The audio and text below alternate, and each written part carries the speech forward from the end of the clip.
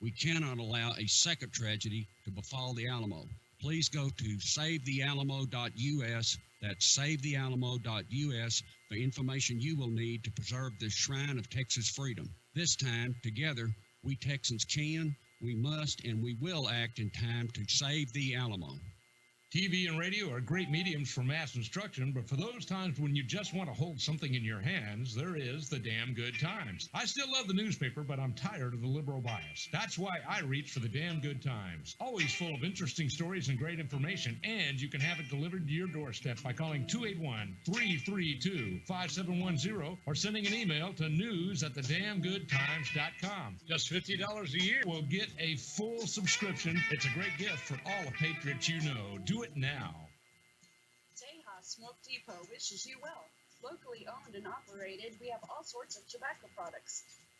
Come take advantage of our sale on vapor products up to 50% off.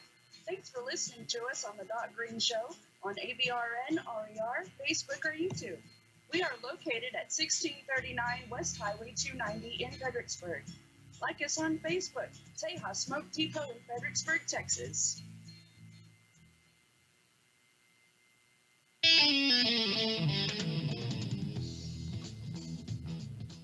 As you know, this is the final stage in your examination. It's a rather informal test in which we try to get some line on your ability to think on your feet, your reaction to stress and pressure. Clear your desk, get your number 2 pencil ready. If you are ready, the Inquisition is about to begin. Nobody expects the Spanish Inquisition. If you have questions, please refer them to the chat room and make them good. Go ahead, make my day.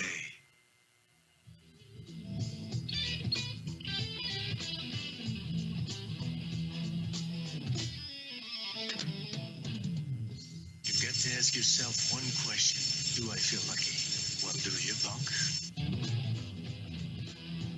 Live from Houston, Texas, a man who calls it like he sees it, without the normal political correctness you may have grown comfortable with. It's time for the Texas Perspective on current news and events. This show is not for the faint of heart or easily offended. Chances are you will learn something and along the way get to hear some great music from bands you may have missed. The doctor is in, and he will see you now. Well, I guess we better get on with it. Oh, yeah, and that's exactly what we're going to do. The Doc Greene Show is live and on the air, and as you can tell, I just barely made it in time. I've still got my jacket on. It's nice and, well, it's not frosty cold because this is South Texas, but it's raining and it's down in the 40s. So glad to have all of you on the show today. Today is a special show. We're going to give you a little bit of history, and then we're going to tell you what's really happening. Got to welcome Karin Smith, glad to have her in there. Amber, good to see you in there. And, of course, Banks versus UTV. Hello to everybody out there in Banks versus UTV world and everybody in YouTube land. Thank you so much for joining us. The rest of the class is now in session, but I can see that a certain number of people are tardy, and I don't know where they are. But we are here today, and I'm gonna try to square this up. Karin Smith with Radio Free South Africa is going to be our guest today, and I'm going to try to square this up. But somewhere back in the 1800s, a group of people moved from the Holland area up in Northern Europe down to South Africa and began to mine, and they began to farm. And so going back to the 1800s, between 5 and 7 generations, there are white folks down there that have lived in South Africa. It's the only home they have ever known, not unlike those Mexicans here in Texas that migrated to Texas and fought for freedom at the Alamo. Not much difference. And there was this wonderful idyllic land known as South Africa. It was a vacation paradise, a beautiful place to live and to work, and everyone had jobs and everyone had food to eat, and life was good. Then we come along with Nelson Mandela. Nelson Mandela, a very evil man, a communist from hell, and somehow postulates the theory that black people are being so mistreated in South Africa that we have to force all the whites out of leadership and put in black communist leadership. And after we do that, this wonderful idyllic land will be even better than it is.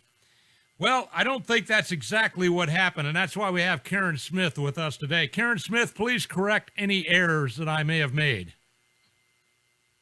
You're mostly correct, Doc, and thank you for having me on your show. It was the 1652 that the Dutch landed in the Cape, so it's 2 centuries earlier than you said. Wow. That white South Africans have been in the country. And I think we need to begin with dispelling some of the lies that have been told about South Africa so that you can understand why we are where we're at today. So one of the major lies that is being used against the whites in South Africa now is that we stole the land from the black people and killed them in their millions. So when Jan van Riebeeck landed at the Cape in 1652, there were no black people to be found in the Cape whatsoever. And he was instructed by the Dutch East India Company, specifically, we are not here to colonize this land. We are here to build a way station for the ships to restock on their way around the Cape to the east. And the only people that they found there were the Khoi. Now, these are a little race of people. If you've seen The Gods Must Be Crazy, these people are known mostly by the word Bushmen. They're small little Asian-featured people. They're not black. They're kind of a yellowy-orange color. They lived in nomadic tribes, family units mostly. And they also had never seen a black person in their long history in southern Africa. So Jan van Riebeeck built his fort and traded with the Khoi, and there were fights with them and battles with them, and the Boers got fed up when the British took over the Cape. And they, the same as you did here in the USA, they got fed up with the British, no taxation without representation, etc. And they jumped in their wagons, the same as you people did here in the USA, and they trekked south, whereas you went west, I think. Yes, go west, my son. And 125 years after they first settled in the Cape, they came in contact with black people. The Khoi, were the original people of South Africa, were equally shocked when they came in contact with these blacks. Now, the blacks were on their way south while we were going north. They were coming south looking for better pasture lands, and they committed the greatest genocide known to man at that time. They killed an estimated 2 million black people on their sweep south. Any tribe they came in contact with, they decimated, stole the women, enslaved the children, stole the cattle, burnt the land, and killed, as I say, an estimated 2 million black people on their way. Now wait a minute. You're talking about the evil white settlers from Northern Europe, Holland, if you will, or these are the ones that killed all the black people, right? Supposedly, yes. Yes. They had never seen a black person until they'd been there 125 years. But, yeah, so, I mean, these weren't blacks being killed by whites. These were blacks being killed by the blacks. Yes, exactly. And that is the whole history of Africa, and especially South Africa. The black-on-black murder rate is horrific in the entire history of South Africa. There are very, very, very few documented white-on-black murders today or previously in the history of South Africa. Well, now that's not what I heard reported on ABC News. No, and you won't hear it reported anywhere because prior to 1994, South Africa was in the news for about 10 years with this horrific apartheid that we were killing blacks by their thousands, there were bodies lying in the streets, etc., which is totally not true. If you look at the Truth and Reconciliation Commission figures, and that was a study led by Archbishop Desmond Tutu, is specifically meant to incriminate whites for the murder of blacks during the struggle for the ANC to take over South Africa. The figures given by him were that there were 700 murders a year in South Africa leading up to the election. That was under the dreaded apartheid government. And since then, there are reported 52 murders a day, but Interpol says that figure handed out by the South African police is probably double. So in a country that's 1.5 times the size of Texas, there are over 100 murders a day. Mostly, 99.9% carried out by blacks and on blacks. Because of that percentage, maybe 2% are black on white murders. So this is like Chicago on steroids, folks. Oh, absolutely. Absolutely. While we've been speaking in this short time, approximately 7 women have been raped in South Africa. My God. Well, you know, we were sold a bill of goods, Karin Smith. We're talking with Karin Smith, Radio Free South Africa, and we are here today to give you the truth. You're not going to get this anywhere else, unfortunately. And I jokingly threw in ABC News, but they're pretty much like CNN. They're in the fake news business. And they continuously reported a lie out of South Africa. Now, Desmond Tutu was a communist. He allegedly was a Catholic priest, but he was a communist. And his whole entire goal was to convert the South African nation to communism. And somehow they thought that if black people were in charge and it was a communist nation, then everything would just be wonderful. But I pointed out on this show many times, especially for my black listeners, and I know I have a lot of you out there, racism does happen here in the United States. I'm not going to argue that point with you. It absolutely does happen. But see, in South Africa, or indeed any part of Africa, if you are the wrong color of black, they will kill you. It's just the way that it is. Karin Smith.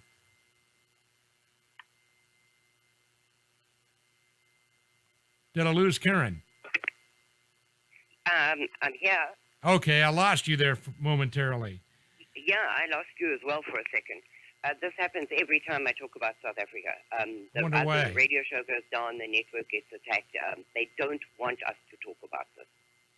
Well, indeed, some of the news coming out of South Africa has been blocked on the internet as being malicious, or that if you go to this news site, it will ruin your computer. And they do that simply to keep the truth of what's happening in South Africa get out. And Karin Smith, I saw some absolutely horrible images of what they have done to the white farmers down there. They are slaughtering them, just slaughtering them, beating them to death, hacking them to death. And they will not allow those images out because they don't want people to know the truth of what's happening in South Africa. Absolutely, Doc. In South Africa, the media is totally controlled by the government. And the government has forbidden them to report on these crimes. And you will see in the newspapers, if they ever do, they always show a white perpetrator. So they will show white hands in handcuffs when it's quite obvious that this was carried out by black people. And last month alone, and I'm talking here only about farm murders, not about the urban murders. Last month alone, 38 white farmers were tortured to death by black attackers who come in gangs, never less than 4, but generally 8 or 16 of them. 8 is kind of the favored number. Mm-hmm. And then they tie up the father. They rape the women with broken bottles and sharpened broomsticks. They burn the children with hot irons. They drown them in boiling water.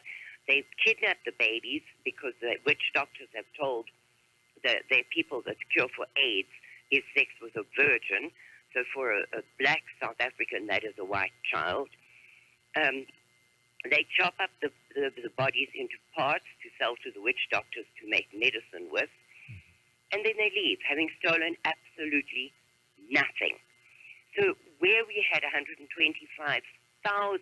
commercial farms in South Africa when the blacks took over, we now have 30,000 because a lot of them have been taken away from the white farmers and handed over to a black tribesman who says that his great-great-great-great-grandfather once grazed a goat on that property, so the property belongs to his family.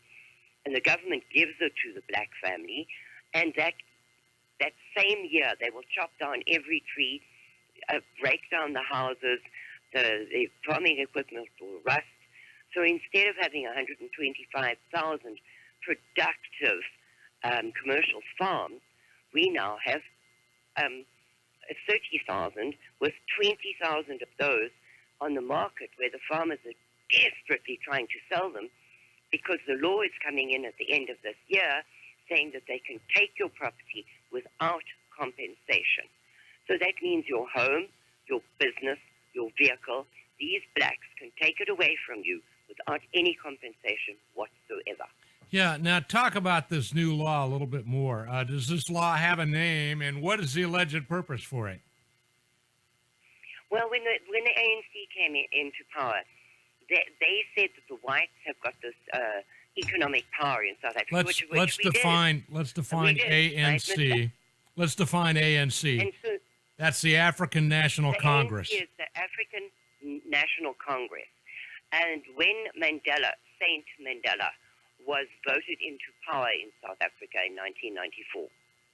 I have a problem, Doc. I can see you speaking, but I can't hear you. We seem to have a little bit of a problem. We seem to have a little bit of a problem going back and forth. But also, if you're watching on YouTube, that there's a 7-second delay on the YouTube, so I'm talking before you can see it. Okay, so what I was saying is that when the African National Congress came into power, their story was that the whites own all the land in South Africa, which is absolutely not true as well, because under apartheid, which means separateness, that's a direct translation of the word, it would be the same as segregation here in the USA. What the white government did, because the black population grew by 920% under this terrible suppressive apartheid rule, and we were so outnumbered by blacks, they gave each black tribe their own homeland, where they could be ruled by their own kings and live under their own rules, but still come and work in the white cities.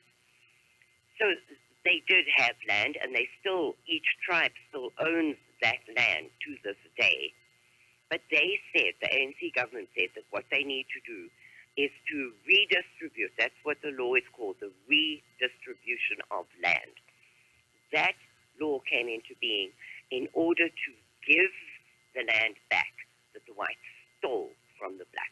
But the whites didn't steal the land from the blacks. Indeed, there were no blacks there when the whites came. And this is the point that I want to get across to people. This is not the way it's being portrayed. We're being lied to. I want you guys to understand that what we see going on here in the United States with Donald Trump having to fight the mainstream news media, the CIA, the FBI, the State Department, and the Democrats in the Republican Party, this is not just an American phenomenon. This is a global phenomenon, and it's all being pushed by the globalists. It's happening everywhere, and they're telling the big lie down there. Joseph Goebbels would have been proud to see these lies being told. Maybe there was some racism. I don't know, but the point is, and Karin Smith, correct me if I'm wrong, the blacks were a lot better off 20 years ago in South Africa than they are today. Oh, absolutely. Doc, unemployment was practically unheard of in South Africa. It was below 10% in South Africa during the apartheid rule. Today, the black unemployment figures are 57%. Good heavens. To go to a pass rate at school for a black person, not for a white person or an Indian person, but a pass rate in school is 30%. Wow. And with that mark, you can go to university. If you're black, if you're white, you need a 95% average or above in order to be even considered for the 2% allowance of white people in universities. So South Africa has fallen apart. The blacks are saying that it was much better under apartheid and they'd actually like it back. Thank you very much. Yes. Because everybody had a job. Everything worked. The electricity worked. the streets didn't have potholes in them. Things were just better. Now, yes, there was racism, because there were never more than 6 million whites in South Africa. And at the moment, there are approximately 3.5 million of them, of a population of 70 million. So where in your lifetime, Doc, have you heard of 117 laws to protect the majority from the tiny little minority? Well, I have not. We have a caller on the line. Becky, come on in here. What is your question for Karin Smith with Radio Free South Africa? Hi, how are you doing, both of you today? Thank you for having me on for a brief.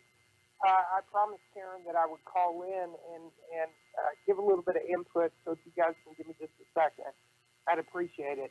Some years back, I started broadcasting with Karin Smith concerning the white genocide that was going on in Africa.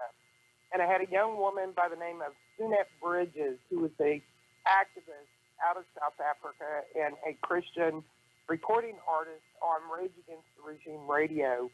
And we spoke for 2 hours on the atrocities that were occurring at the time in South Africa. And what I found out, to my surprise, was that we were on the fast-track road to the same situation that we were witnessing in South Africa. Now, white genocide is taking place in this country, and it is being called random crime. And under the Obama administration, we saw many of them being ushered in under asylum, under the lottery program, I call it Safety G program, and we have been inundated in the Dallas-Fort Worth cities across the country with a black population of Africans that have been given asylum to come to America, and they hate the Boer. The enemy is being brought into not only America, but the Western world and Europe. Sunette, when questioned, I asked her, do you see these things coming to fruition in America? Do you see the common denominators that started in Africa when you saw this oppression and genocide again? And she warned me then, and I tried to warn the public that this indeed was a situation that was very volatile, right here in America. Now, when Farrakhan started calling for 10,000 brave black men to rise up and kill whites on American soil, to kill the babies, to kill the people, I approached the Civil Liberties Union, the ACLU, Aldridge's office. I tried everything that I could within my power and knowledge to bring civil suit against him, since there were no charges that could be brought against him under the Obama administration. And I was laughed at. I was told that whites cannot sue in a court of law in the United States, that it would never make the docket under the guises of racism. And this is what we face today. This is a very real beast. The BLM is an offshoot of Uhuru. Uhuru is a black socialist movement that came out of South Africa. The majority of them are Muslim, and they do not care for us. Now, BLM has hosted a conference for Uhuru right here in America, in Florida, for the last 6 years. People, this is not child's play. This is our reality, and I'll leave you with that. Thank you very much, Becky. Thank you. We love Becky and Rage Against the Regime, a great show. And Becky, thank you for calling in. We've got another guy that's going to be calling in here in a minute, I think. So, but anyway, Karin Smith, this is a serious problem. The truth is not being told. That's why I wanted to get you on. I had another one of your associates on a couple months ago, and we went through some of these things. But it's just sad what is going on down there, and the truth is not being told anywhere. So I don't know what else to do except for to try to give you some airtime and get this word out so that people will at least know when they're being lied to. Karin Smith, Radio Free South Africa. Doc, you know, the problem is that when I got to America 6 years ago, I was convinced that the airways here would be alight with what is going on in South Africa. Because in the last 22 years, 85,000 whites have been tortured to death by the black masses. 85,000. 85,000. Doc. Yes. And if that is not genocide, then I don't know what is, because this is men, women, and children. And apart from that, Doc, they brought in these affirmative action laws, which they call broad-based black economic empowerment, which in essence have put most whites in South Africa out of a job, and they will never, ever, ever get back into the work market. So out of what we estimate to be 3.5 million whites remaining in South Africa, 1 million and more, because we cannot get numbers, 1 million and more are out of work, will never get another job, living in abject poverty with absolutely no help from the government whatsoever. The blacks get child support and they get all kinds of things, but the whites get nothing. So they have nowhere to live, nowhere to go, no hope for the future. Their children are not being educated because you have to pay for school in South Africa. There isn't a bus that takes you to school. You have to be transported to school, wear a uniform, pay school fees, pay for your school books. Now, people who can't even have a place to sleep that night cannot afford that. These children are having learning disabilities, speech difficulty, all kinds of things from hunger and hopelessness, and it is a terrible, terrible situation. They have nowhere to turn. And South Africans, because the companies are not allowed to donate to white charities, they are only allowed to donate to black charities. So there is no help for these people whatsoever. And one valiant group of people who was supporting these white people who had provided housing, clothing, schooling, doctors, food to these people has recently had their PayPal account frozen by the ANC government because they are not BBBEE compliant. They cannot get money. They cannot get help. And it is a desperate, desperate situation. And you add to that your equivalent of BLM, Black Lives Matter. Yes, Black Lives Matter. We have the equivalent in South Africa called Black Land First. Now, they and the opposition party called Economic Freedom Fighters have made public announcements on air in the UK, everywhere, that unless this law taking land away from whites without compensation, if it is not passed out of the courts by the 31st of December, they are coming for the land by any means necessary. Well, I don't doubt that at all. And I've got to hit a break right here, and I will be right back. We're talking with Karin Smith, Radio Free South Africa. And one of the questions in the chat room, Karin, when we come back from break, is how hard is it, or how easy is it, for a white man or woman to get out of South Africa and come to the United States? So we'll be right back after this break. Don't go away.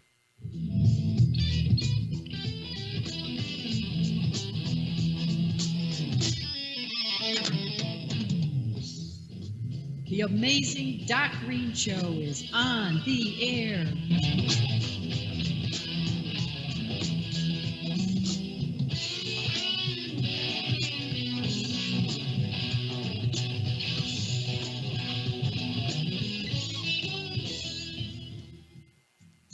Tejas Smoke Depot wishes you well. Locally owned and operated, we have all sorts of tobacco products. Come take advantage of our sale on vapor products up to 50% off. Thanks for listening to us on the Doc Greene Show on ABRN, RER, Facebook, or YouTube. We are located at 1639 West Highway 290 in Fredericksburg. Like us on Facebook, Tejas Smoke Depot in Fredericksburg, Texas.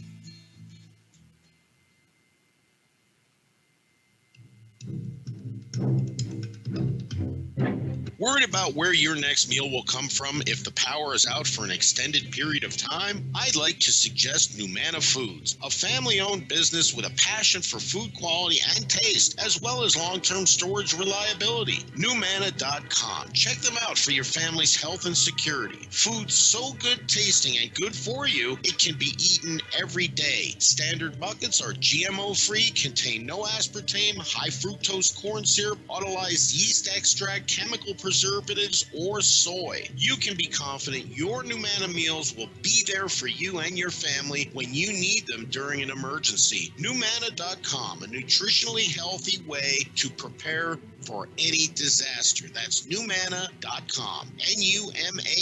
Numana.com.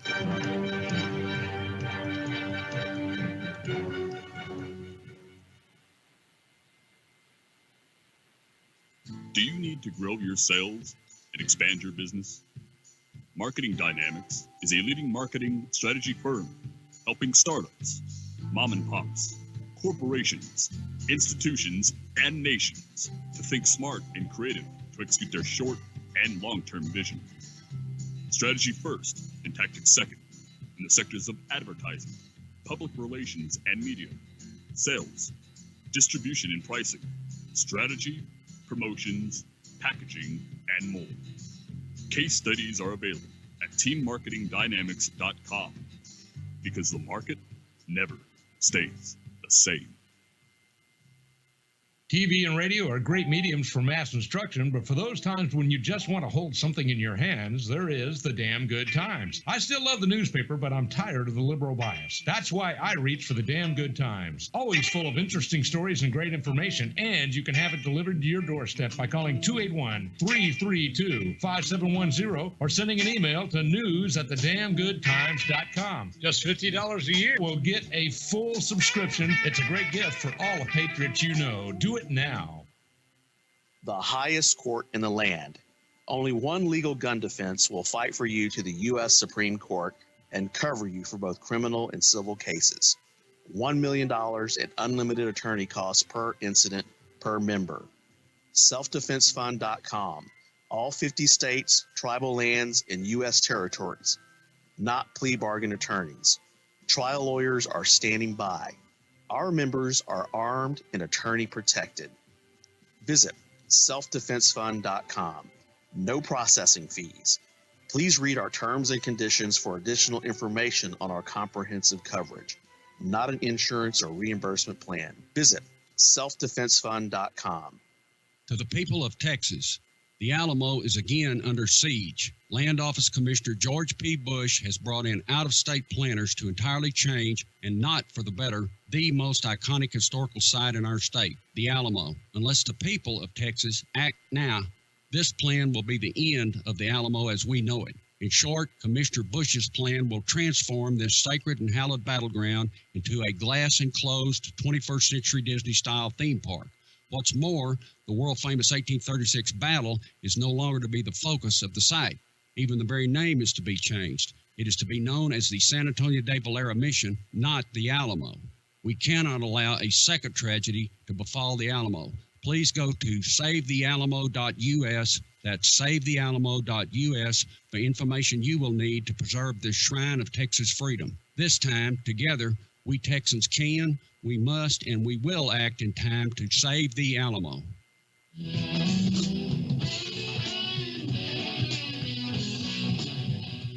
The doctor is in.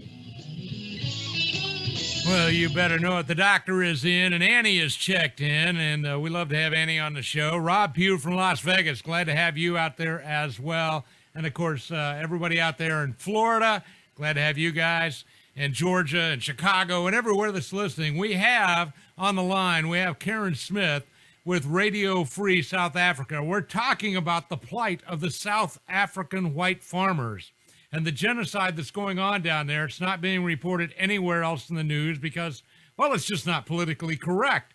The only politically correct line is that horrible white people are killing all the blacks, and anything that diverges from that is just not acceptable. So we've got Karin on the line. We got Becky also on the line. And so the question on the table when I left was you have immigrated to America. How hard was that? Oh, Doc, you have no idea. And in my case, it was relatively easy because I married an American, and he couldn't get a job in South Africa because he's a white male. And after 2 years of living there, he said, look, this is ridiculous. A real man is not supported by his wife. So we are going back to my country, and I will support you as a man should. Well, then the trials began because your embassy demands such an incredible amount of paperwork. Now, you have absolutely the right to do this. I am fully against illegal immigration. I hate what is happening here. But, man, they make you jump through hoops. So the South African side of this, the government there, they say that the whites must leave and go back to Europe where they came from. But, man, when you start trying, you have to have an unabridged birth certificate, but you are never given. You have to apply for one. So you apply for it, and they send it to you, and it's not related to you whatsoever. So you apply again, and it takes 18 months at a shot to get these things. Then you have to have a police clearance certificate. So you apply for it, and you wait forever for it. Well, when I got mine, I took it to the embassy, and your embassy said, sorry, it's printed on the wrong paper, take it back and start again.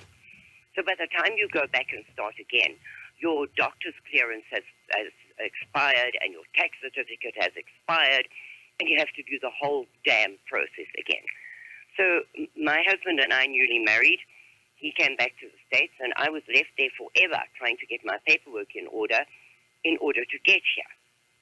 So when I got here, you still get an interview at the airport when you arrive, and they can still turn you around.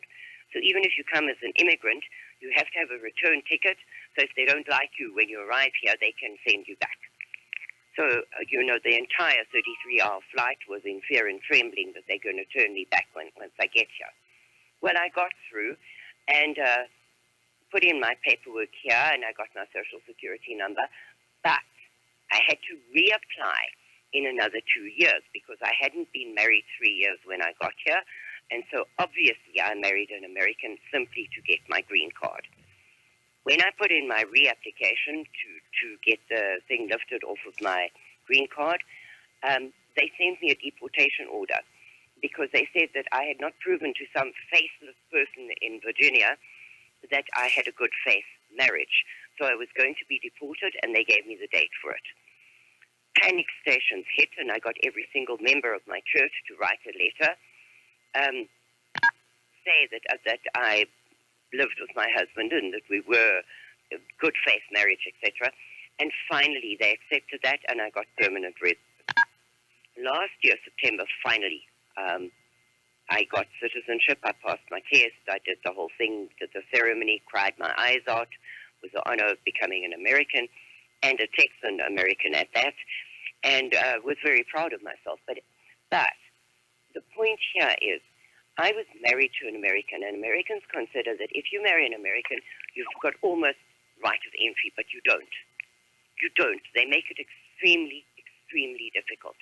Now, if you're one of these whites in a squatter camp in South Africa, you don't have a postal address, you don't have any money, you don't have airfare, prices, visas, because this little thing of becoming a citizen cost me over $20,000. So if you're coming from one of those squatter camps, you don't have the money. You can't get any paperwork out of the South Africans without an address.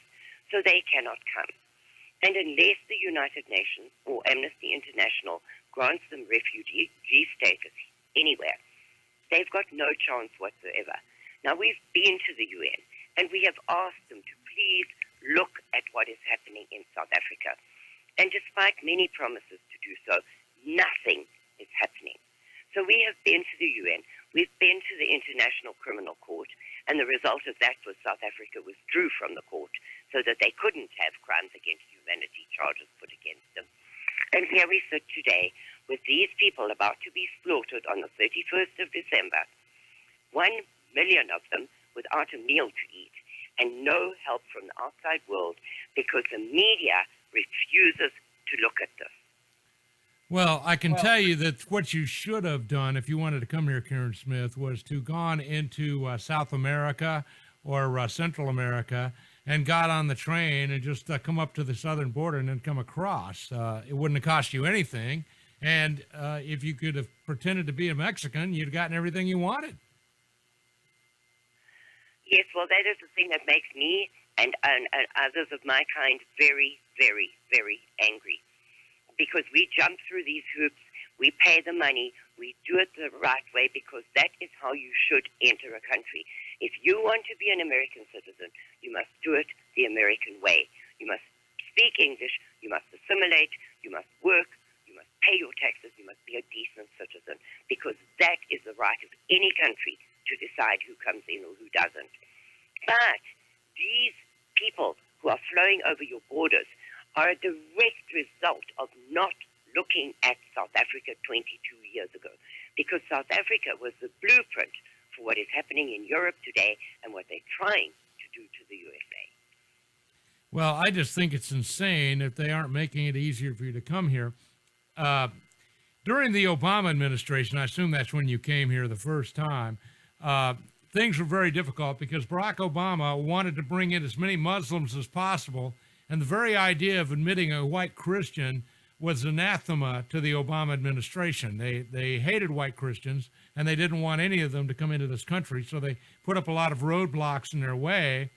And another friend of mine, Nick Adams, who wrote a book called The American Boomerang, tried to move here from Australia, and he found the similar roadblocks to what you found. He's paid an exorbitant amount of money, tens of thousands of dollars, and it took him 2 years to get all of his paperwork lined up. This seems to be insane to me, Karin Smith. It is totally insane, Doc Greene. It really is totally insane. And you know, the worst thing is, if you come over here on a work permit, which some South Africans, I will give you an example. A South African family came over here on a work permit. Now, they worked for the same guy for about 10 or 12 years. And while they were here, they had 4 American children. Well, the guy they were working for died, and they tried to get their work permit transferred from his company to another company where they had been given a job. And your government said, not a chance is this happening. You people can leave your children here. They're Americans, if you like. You can leave them here. But you are being deported back to South Africa because you cannot transfer a work permit. So the family left, all of them. After many, many tries, speaking to Congress, etc., etc., they were deported. They were back in South Africa for 6 weeks, and that entire family was murdered. So that is the result of not being allowed to come into this country. And if you have been here, had kids here, settled here, you talk about your dreamers. You can't separate these families who broke the law. Well, this family didn't break the law, but they were still sent back and murdered for their efforts. So, and there are a number of people that I know because I help people who come here from South Africa and apply for asylum status. I collect funds for them to pay for their lawyers and to help them live until they get a green card and they can work. And 1 out of 300 is given asylum status here, and the rest are sent back. So it's a dreadful situation. And some of the people that I'm helping, I can't obviously give names or anything, but some of the people that I'm helping, although they have been granted asylum status, it can take up to 15 years before they get their green card. And in that time, they're not allowed to work. This is just insane, Karin Smith, because I know that people coming here from Central America that can't speak the language, that paid no money whatsoever, they came here illegally, and yet they get a green card almost immediately. Not only do they get a green card, but they are also given money, and they're giving free housing, they're giving food stamps, they get all of those things. And yet they're not bringing anything good to the country. What they're doing to you guys, this is horrible. Disgusting, Doc. It really is disgusting. And I'm at my wit's end because I am really, really scared at this stage that at some stage in January, the world is going to look at South Africa and say, wow, where did all the white people go? Well, they've been murdered because you refused to help them. So I'd like to just I don't like to end a show on a downer note, so I'd like to we're not done. We're not done yet. In fact, I got Becky on the line. Let's get Becky back in here because I got somebody else trying to call in. Becky, go ahead. One thing that I wanted to interject, my mind. The UN has dictated to what state or country refugees are placed, and the UN, and I'm gonna reiterate, the UN has repeatedly ignored over the past 20 some odd years the cries of the white South Africans to be placed in other countries under asylum or refugee status. And I can confirm for a fact that they are being held captive for slaughter with intent. And what Karin has stated about us trying to help others make their way into America is absolutely 100% true. Many of the activists that are participating in trying to stop this white genocide in South Africa have to go underground in South Africa. Sunette, and Karin, correct me, is Sunette still underground? Yes, she is. She's come to the States. They're living in the States now. But because of the court cases against her, etc., in South Africa, and because of her fear that if she becomes politically active here, she won't get citizenship, which will impact on her children, she has gone absolutely quiet. So this is how they shut them down. We started to gain some notoriety just a couple of weeks ago after Black Monday in South Africa. There were actually some mainstream media trickles of news on what was going on in Africa, what the march was about. And then all of a sudden, CNN broke Libyan slaves being traded in the Africas, in Libya. And they are black. And so, of course, any movement forward progress that we had made in getting the exposure for what's going on in South Africa was immediately squashed. And now the front page news is the poor black people are being sold off in slave trade in Libya. And so this is what we face. So, Doc, Karin, thank y'all for having me on today. For the listeners out there, please, if you can share the Libya information on Facebook, which is an atrocity in itself, they're human beings, then you can surely start sharing the information about the genocide that's going on, because it's right here in America, it's in South Africa, and it's in Europe. And the scales that we're going to see happen right in Africa, that are happening in Africa, we're going to see that come to fruition in the Western world if we do not become proactive and unite together. And I pray that the Trump administration would do everything that they could to recognize the problem and start addressing it accordingly. Thank you guys for having me. Thank you, Becky. Thank you, Becky. By the way, for those of you that just joined us, this is the Doc Greene Show. We have Karin Smith with Radio Free South Africa. We are discussing the white genocide that is currently going on in South Africa and apparently being promoted by the United Nothing. Of course, the United Nothing has long been an organization that primarily exists to destroy Israel.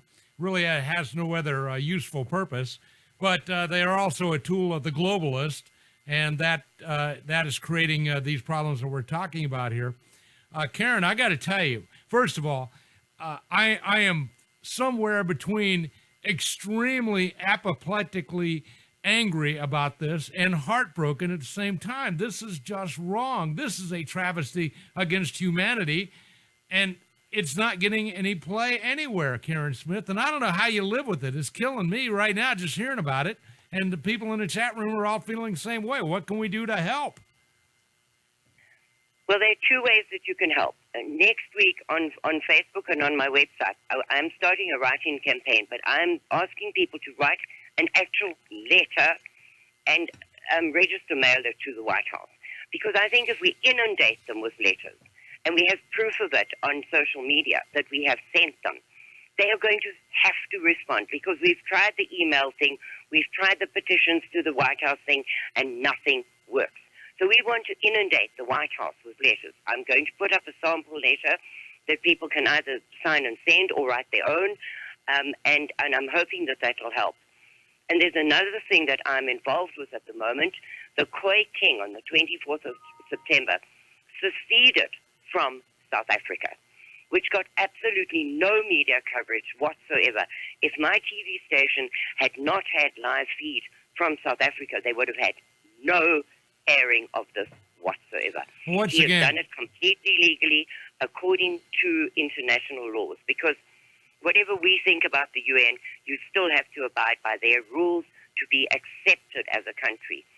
So he seceded, but now what he has to do is get letters from countries acknowledging the sovereign state of Good Hope as a country, and then go to the UN and they accept him, and it's a done deal. So he's got 5 countries on the standby ready to give him the letters, but they are not prepared to come to South Africa and give them to him, because he does think, they think that they may not make it out of South Africa, which is realistic. So he has to go to them. Now, these people have been doing the planning for this underground for 2 years, and they've spent every penny that any of them own. And once they've got the recognition, the taxes will immediately stop going to the ANC, and the taxes will pay for the formation of this country. What they need is $20,000, which is a drop in the bucket to form a safe place for the Khoi people and the white people of South Africa. It is a nothing, but they do not have it. So Becky and I are going to organize a fundraiser in Texas. We're going to have a hog barbecue and charge per plate and try. We'll have the king on the white screen talking to the people. I will give a talk. We haven't got a date yet because we are asking people to donate a venue, and Becky's in charge of that. And we're trying to raise the funds, but it may be too late. So we are trying desperately, A, to fund the people in the camps in South Africa, and B, to raise the money to get the sovereign state of Good Hope accepted by the United Nations. Well, of course, this is unlikely to happen. First of all, a king looks like a white guy. How do you pronounce that? King Kuabaha Cornelius? King Kuabaha Calvin Cornelius III, yes. He looks like a white guy. You're not going to be able to get the United Nations to accept this. He's not white. He's a Khoi. I have his lineage, and he goes back to the 1600s. He's a Khoi through and through. And the international lawyer who's been dealing with this has helped with secession in 2 South American countries, and he has got a pedigree longer than my arm with law degrees, etc. He's based in Florida. He's also a Khoi. But he looks like a white guy.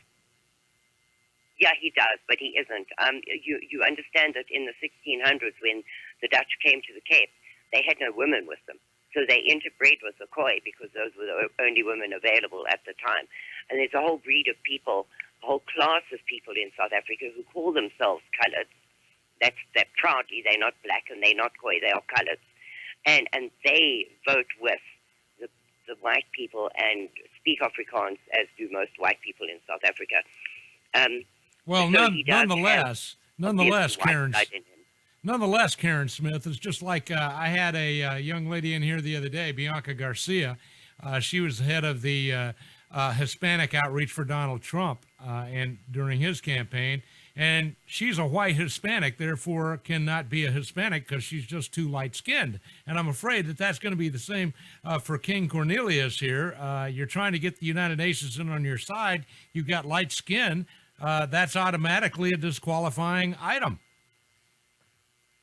Well, in this particular instance, Doc, I don't think so, because he went to the UN and he got acceptance of the Khoi people as the First Nation of South Africa.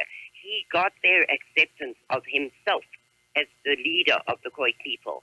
So I don't think he's going to run into that problem because they have already given him the paperwork accepting him as such. So those are the 2 outreaches that we are trying to do at the moment, to feed and house those people and give the children the usual Christmas party that I raise funds for them every year, but which are now frozen in PayPal, so I've got to start from the beginning again, and raise money to get the king to the UN. Those are the 2 things that we think that we can help with, and of course the letter writing to Trump to try and get past his honor guard that won't let him, I believe, I don't know how correct it is, but I believe he's in a hedge of people who don't like his exposure to these kind of things. But we're trying to get past that. So anybody who will, from next week, just look on Facebook, please, under Radio Free South Africa, send that letter and post proof on Facebook that you've done it, please, because I do think that now is the time that we might make a breakthrough with this government. Well, it's just possible. We got Amber Kamek on the line. She has a question. I'm sorry, I've been dying to ask Karin a question. Anyways, it's about the immigration from South Africa. I know quite a few foster parents that have quit working for Catholic charities. They were bringing in immigrants seeking asylum. And, back in, the early 2000s, whenever I started taking note of this, you had mixtures. You would get Muslim kids in there, and they bring their whole families and stuff over. But in the past several years, I would say it, I guess I started noticing it around Obama. The only kids Catholic charities are getting are black Muslim males, from East and South Africa. And, there's other parts of the country they are, but they have quite a few camps in South Africa. I contacted them, and, I asked, hey, I pretended as I wanted to be a foster parent, and, how's some of these kids, because I never saw anybody with girls from Catholic charities. So I asked them, I said, well, I would rather have a home for girls. Well, they said, they usually don't ever make it past the camps or whatever. But, do you have any knowledge about, are these camps ran by Catholic charities, or do they just run in there, pick up some kids? Is it only black males and the majority of them Muslims coming over here? And why are Catholic charities only bringing those kids over? I think it's all part of the global plot to have us overrun by... and I agree with you there, and it makes sense. I didn't know the horror stories in your country, and I'm just appalled, but I'm just seeing if I'm on the same page. That I guess that's a big thing I feel everybody should take note of, is that Catholic charities, not only are they bringing in these Muslim children, they're bringing in their aunts, uncles, entire extended family, undonated and government funding, millions upon millions. Several years back, a friend of mine's mother, she was over in Mexico teaching the kids English over there before they come over. She was doing some missionary work. She became ill, almost died. Mexico hospital held her for ransom. American Embassy wouldn't help. There was a Catholic charities there that was, close. They left her there and refused to help, yet they were bringing a busload, to get her back to the States. But they're absolutely, from what I know, they're absolutely worthless. They're bringing in, I don't see how as Christians they could bring them all in. And I'm sorry, I know in South Africa there are white people, and you will not, if you go to any event, you will not see a white Christian or even a white child come from South Africa or any other country. They're not bringing them over anymore, and I think people are failing to realize that. Well, I think the problem here is as well that the South African government has done the same numbers system. So in South Africa, if you want to adopt a child, there have to be 80 black kids adopted before one white kid is allowed to be adopted, and you cannot take them unless you're a celebrity. You cannot take them out of the country. Do they work the money camps buys the the same kid. way when these kids are supposedly seeking asylum in the country? Yeah. Okay, that makes sense. And do you know, are these camps ran by Catholic charities? In South Africa? I know No, they run only the black camps. They do not help the white camps. Yeah, and those are the only kids coming over, so they're not offering anything to any white or basically non-Muslim kid because, I just thought I wanted everybody to take note of that. And my own church from my town sent missionaries over to South Africa, and before they went, I asked, could I please meet with them and speak to them about the white camps because they need help. They refused to meet with me. And when they got to South Africa, I started getting myself and all the white South Africans to post on their website the white camps and the plight of the white people. They blocked every one of us. They wanted nothing to do with white help whatsoever. That's my church in a Texas village. Well, you know what's a good idea, just so people can see themselves, is do like I did. Now, I was confused prior to hearing your statement. I knew something wasn't right. They're obviously bringing in, I didn't realize there was so many Muslims in South Africa, to be honest with you, but, take the time to call and inquire about Catholic charities just because they're bringing so many over and they have these humongous camps and, You know, Yeah, and they're I reaching have out the followed ones that, that and I need have help. spoken to It's them. like call them and I inquire spoke about to- it. I did. I spoke to Catholic Charities in Amarillo, and I asked them about South Africans and why they weren't helping them, and they gave me such a runaround. I really didn't get an answer from them whatsoever.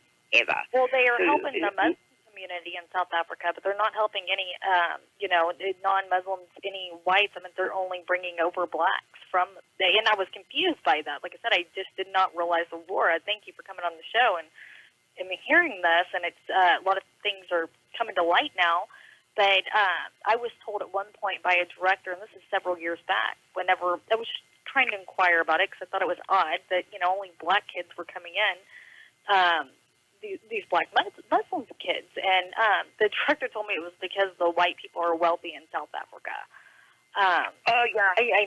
But you see, that is the absolute crack statement. Well, straight it was by a the lie, ANC you know, a government flat-out lie. And so I media. just stress anybody, do not donate to Catholic charities. They are nor the Red Cross, they are by the way. only giving to the Muslims. The Muslims are the only one they're allowing in this country to seek asylum. Not only do these children come, but their entire extended families and terrorist uncles and everybody come and live in government housing care. And I feel like that's one issue people are overlooking, and they don't realize what Catholic Charities is doing and how freaking massive of a role they play in the immigration and terrorists coming into our country. It's horrible. Well, they get paid per person, so it's a very, very fruitful thing. Oh yes, it's more fruitful than foster care. Even the foster parents here, but you know, a lot of Christian families, like good people that were just trying to help by having these homes, have been foster parents or, you know, to these kids. You know, and these are Christian families here in the United States offering these kids, and the Catholic Charities has only been giving them Muslim kids, and they're like, hey, I mean, we would love to welcome them. They want to go to the Baptist church or this and that, but they're actually trying to tell them that, you know, hey, these families, oh no, you can't do that. So, anyways, Gonna be right back on the Doc Greene Show. Don't go away. Tejas Smoke Depot wishes you well. Locally owned and operated, we have all sorts of tobacco products. Come take advantage of our sale on vapor products up to 50% off. Thanks for listening to us on the Doc Greene Show on ABRN, RER, Facebook, or YouTube. We are located at 1639 West Highway 290 in Fredericksburg. Like us on Facebook, Tejas Smoke Depot in Fredericksburg, Texas.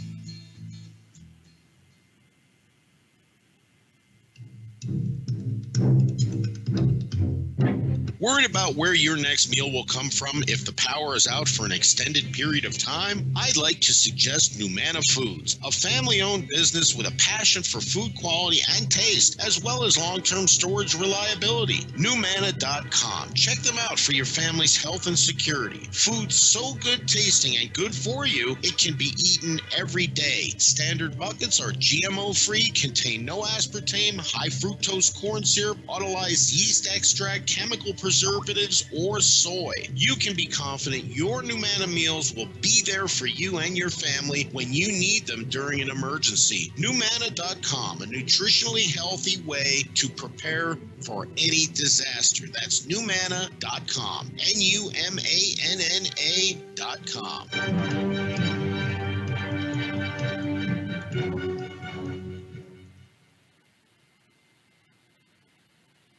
Do you need to grow your sales and expand your business?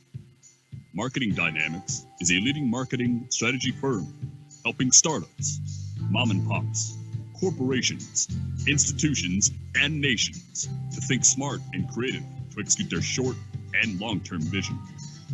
Strategy first and tactics second in the sectors of advertising, public relations and media, sales, distribution and pricing, strategy, promotions, packaging, and more. Case studies are available at teammarketingdynamics.com because the market never stays the same.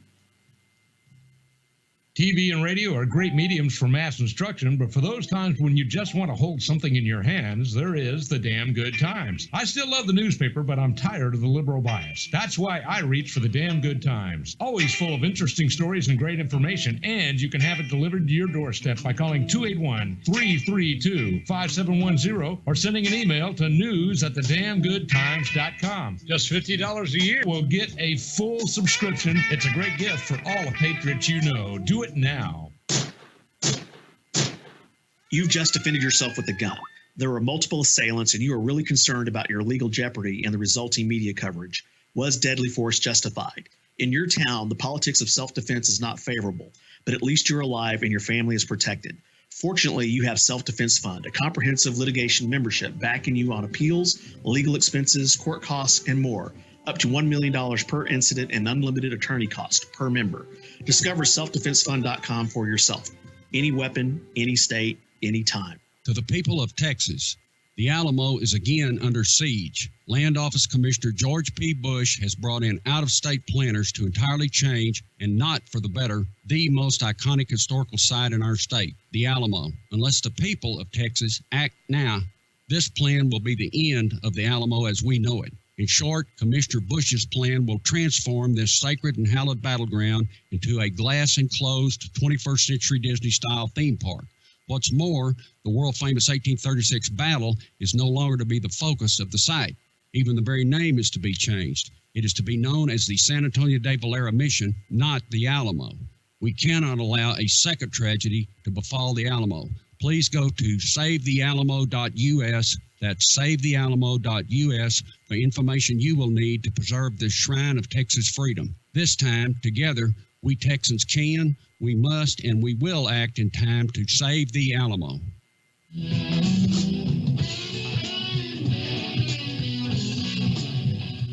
The doctor is in. Oh, you better know the doctor's in. And I got Karin Smith with Radio Free South Africa. And I want to thank Amber for calling in just now. And, of course, we hope we'll have Amber back on here next Wednesday live in studio. But right now, down in South Africa, what used to be a vacation paradise, as close to paradise as you're going to get, quite frankly, on the continent of Africa, we now have white genocide of unprecedented proportions, and it's getting no airplay whatsoever. And so that's why I wanted to get Karin Smith on here today to talk about this. And I'm begging all of my listeners, all of my friends out there, we have a YouTube channel. This is going to get archived on the YouTube channel. There's also an audio archive of this show at AmericanVoiceRadio.com. I want you to get that. I need you to share it. Share it. Share it. Share it. We've got to reach the world with this message, because not only is South Africa on the verge of being destroyed, it's going to affect the entire world balance if it is. And quite frankly, white genocide is just as wrong as any other kind of genocide. And I am fed up with it. Karin Smith, God bless you for coming on the show today.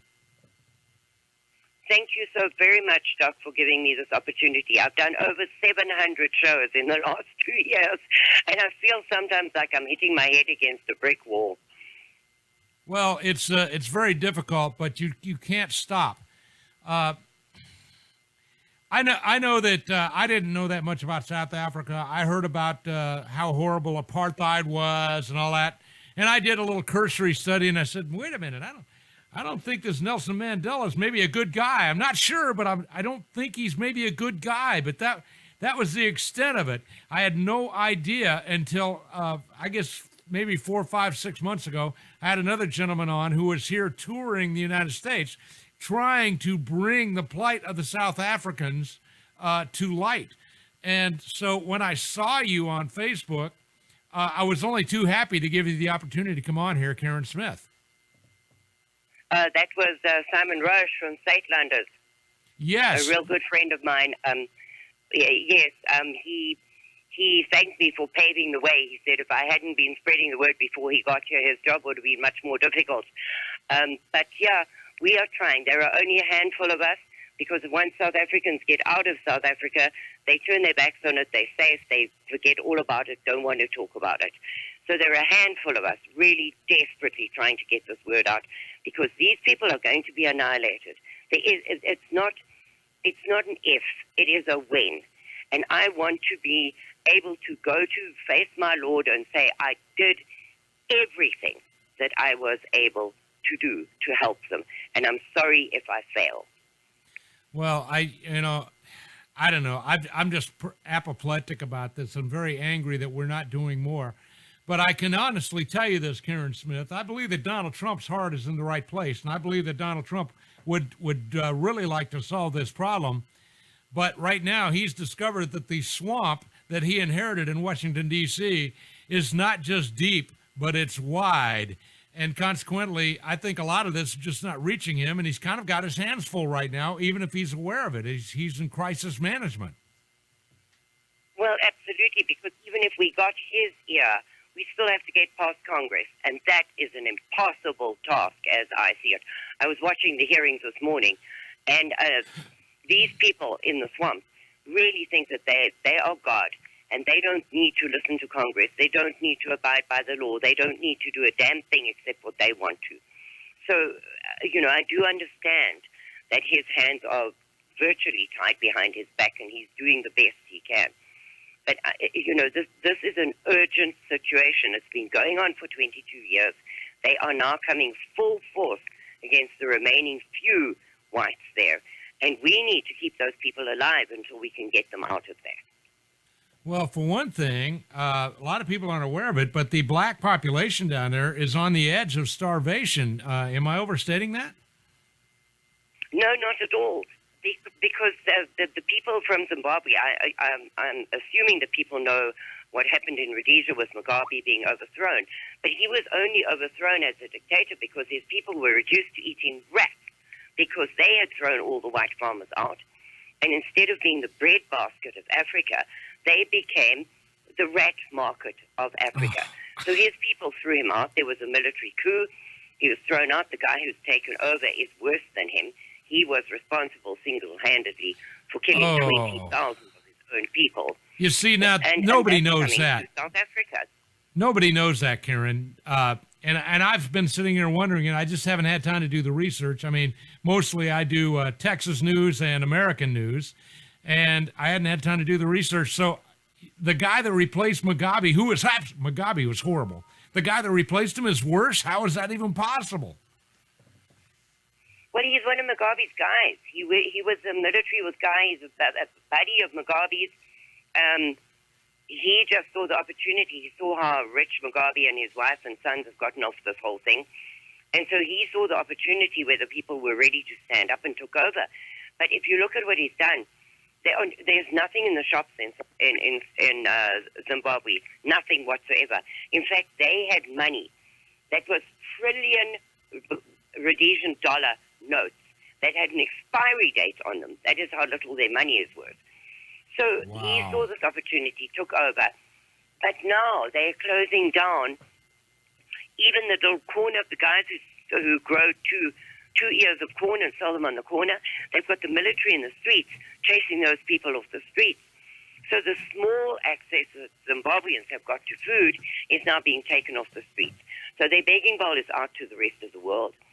And the leader of the EFS, who is the rising political party in South Africa, studied under Mugabe and Castro how to run a country. So he is going to be worse for South Africa than our present president is, who didn't go to school a day in his life. He learned to read and write from a junior school dropout. He can't run a country. I mean, he can't even read a figure off of a sheet of paper. Wow. Now, he is in trouble at the moment. I'm just commenting. I was just commenting. Go ahead. He had 800 crimes against him, fraud and theft and rape and all that when he became president. And those were swept under the table so that he could come in as president there. Now suddenly the people are very disenchanted with him, and they're standing up against him and demanding that those charges get reinstituted against him, amongst a whole bunch of other things in South Africa that the FBI and the British intelligence are investigating, fraud and corruption in the country. aided and abetted by a big British company and some international companies. So he may very well get thrown out of office the same way he threw his predecessor out. And then it is likely and extremely possible that Julius Malema steps in. Now, Julius Malema has said that they will nationalize the banks, the mines, they will take the land back, they will chase the whites into the sea. They sing this song called Kill the Boer. A Boer is a white person. They also sing Bring Me My Machine Gun and We Will Kill the Boer. That's the song the president sings before every meeting of parliament and at every political meeting, calling for the genocide of the whites. So if we do not get this, a new country, up and running, and I mean fast, it's the end of the whites in South Africa because they have nowhere to go and they are done for.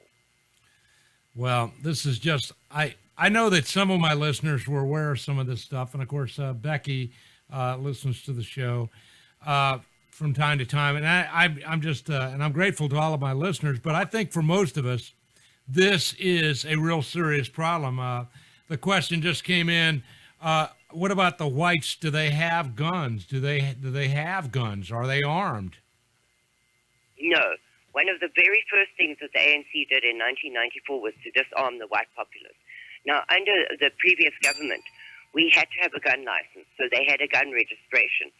And we carried a thing called an ID book, and in it was your birth certificate, your gun license, your driver's license, your marriage license. So they had a lovely database of everybody who owned a gun.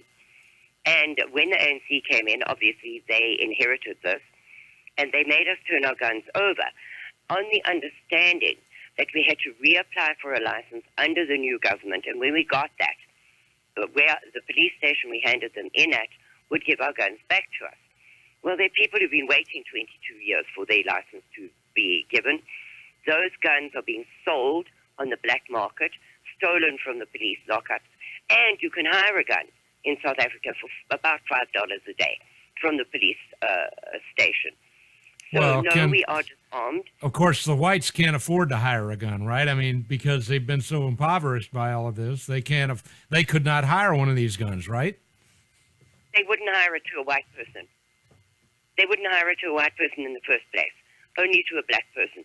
So your very own firearm is very often used against you in a home invasion or whatever.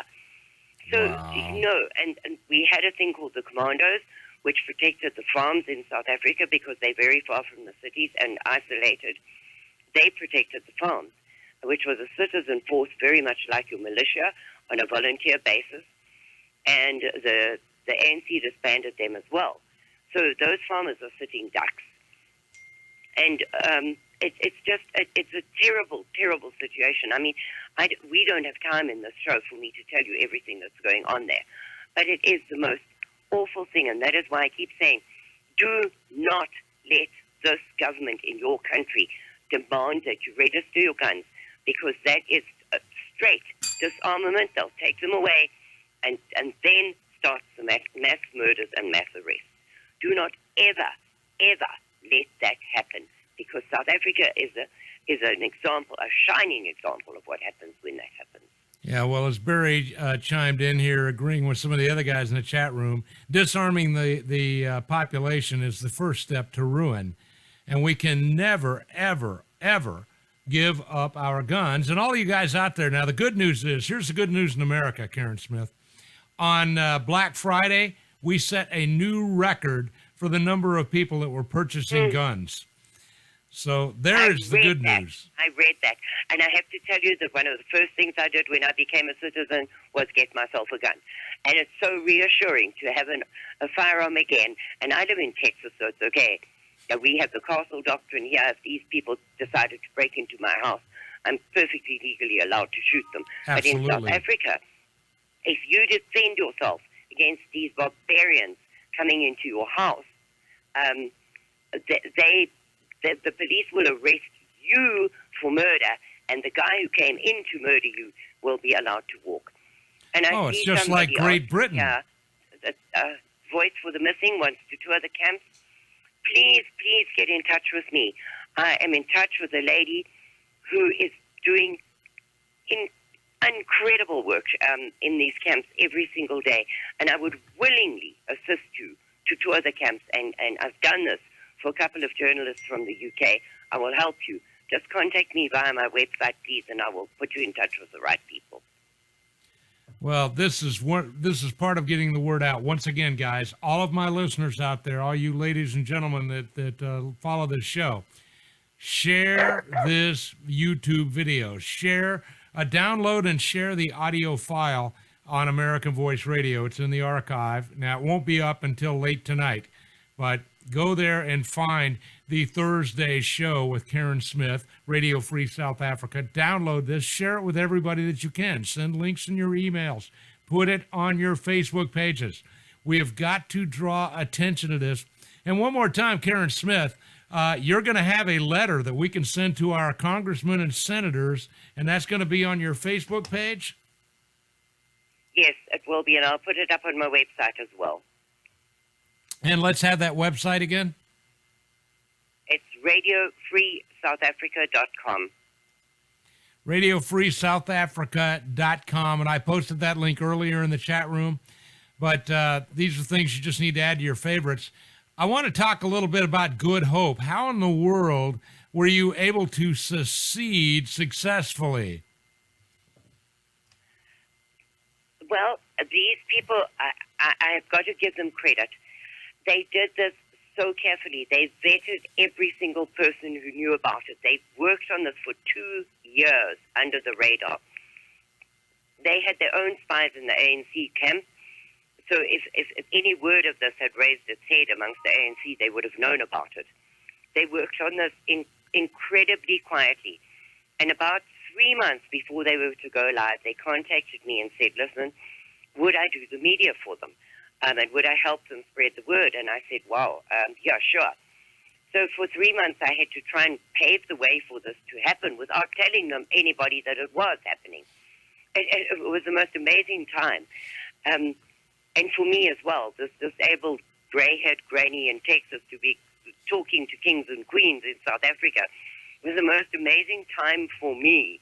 And being an insider in all of this and not able to say anything, but still try and pave the way. So we interviewed the king, and we made the Khoi, the big thing about the Khoi's rights to South African lands, etc., just to pave the way for it. But the ANC have come to the conclusion that if they ignore it, it'll go away. And we are not going to let this go That's okay. away. Let them think that. I like that. Let them think that. Well, they're convinced of it. And that's what the insiders are telling us, that they think ignore it long enough, it'll go away. So I'm working with Becky and some Texans extra hard to do a fundraiser here in Texas, get the king to the UN, and literally give the ANC the finger, because that will be the crowning glory of my life. I've done a good thing. I have had reason to live, and I can go to meet my maker very happily because I've done something good with my life. Well, once again, when is that fundraiser going to take place? Do you have a date set? We don't have a date yet, Doc. We're trying to get a venue. We're waiting on a confirmation that people will donate the venue, and we're looking for some musicians who will donate their time to make it a festive event. But as soon as I know, where is it going? Where is it going to everywhere. be? I mean, do you have a geographic idea where it's going to be? It'll be in the San Antonio area because that's where Becky is. All right. Well, let me see if I can come up with the funds. I happen to have a band, and Well, we've got Ed Begley from Tattoo Billy, who's a great supporter of the white South African cause, and he will give his time. And we have Zita Lee, who's a South African recording artist who is down in San Antonio now. She will also donate some time. So I think we can make this a very festive but solemn affair. Charge by the plate, maybe charge a small admission, and get this thing happening. Because wouldn't it be a great feeling to know that you were part of forming a new country where people were safe, the Constitution was fabulous, there was no room in the government for corruption, because each of the 4 races that are represented in the secession will have a person in each in each government position. So there will be no room for corruption, no room for any of those things. I just think it's so exciting. Well, I think we need to reach out to the Republic of Texas shadow government. I think we need to reach out to the Texas Nationalist. And I think we need to reach out to freedomtexas.org, because it would seem to me these would be natural allies to a new country. And they're all right here in Texas. And I think that's only a reasonable and fair thing to do. So I want to do that. So it sounds like you got some musicians. I heard my wife in the other room saying, no, because she knows how much work it is to take a band and go out of town. I mean, it's an incredible amount of work, and it costs a lot of money to do it. So I don't blame her for saying that. But if you would do it, Doc, that would be wonderful. Well, I just want to, I want to help you guys because, first of all, I'm a white guy. I'm not anti-black. I'm not racist. In fact, in my band, you will find we have Hispanic and black and white folks all in the band, because we all love music and we love each other. But what is going on right now, genocide, is completely unacceptable. It doesn't matter which way it's going, by the way. But it's completely unacceptable. I'm not a racist either, because funnily enough, the lady who gave me my start on radio in the USA is a black lady. She's got a show called Sister Thunder Radio. Her name is Carla. And we met when I was working for American Spring. They asked me to do the media for them, and I did it. And we met then. And she said to me, look, the South African thing is disgusting. We have to do something about it. So it was a black lady who started the first radio shows in this country about the atrocities going on in South Africa. And we are friends to this day. She doesn't do her radio show anymore, but we are good friends. And Michael Massey is another one who is in support of us, also a black man. So no, I happen to know him. I know Michael Massey. He's been on the show. The point is that the whites are suffering. They are a tiny minority. They are being oppressed by the black minority. The president is calling for their death and genocide. Somebody has to talk about it. Well, I'm just grateful that you are. Guys, we're talking with Karin Smith, and the website, if you want to stay on top of this, is radiofreesouthafrica.com. And Karin also has a Facebook page, and the name of that page is, Karin? Radio Free South Africa. Also Radio Free South Africa. And I encourage you to reach out to her. I have a radio show once a week on Blog Talk Radio, resolutionradio.com, on a Tuesday evening at 7 o'clock Central Time, and a TV show on Tuesday afternoons at Conscious Consumer Network. We do a TV show where we interview South Africans and try and draw attention to this desperate situation. And then, as I say, if any show host out there is willing and able to give me a voice, even if it's at midnight. I've been on Jeff Renton's show at midnight.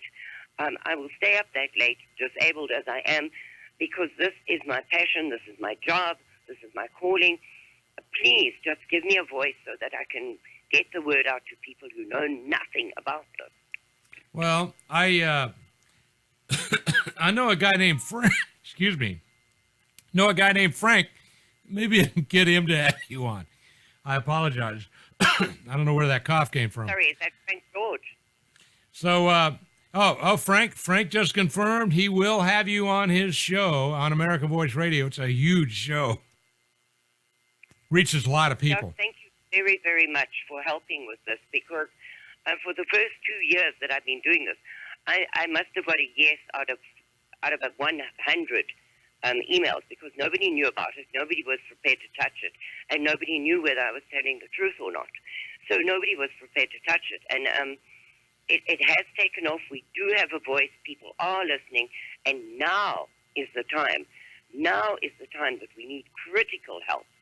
So, if people can help, and you talk about the illegals here. Well, I'm disabled because in the first 3 months I was in America, we were T-boned by an illegal alien who didn't have a driver's license or insurance and fled from the scene. And they damaged my spine. Now, I couldn't afford surgery, so for 4 years I was on the verge of death because my neck bones were they were protruding into my spinal column. And if I'd been bumped or fallen down, I would have had an internal decapitation, as it were. So I was a shut-in, and I took on this job, never realizing that it would overtake my entire life. So last year I had the surgery. Thank you, Lord. I got the surgeries, and I'm okay now, but my arm and my leg don't work properly.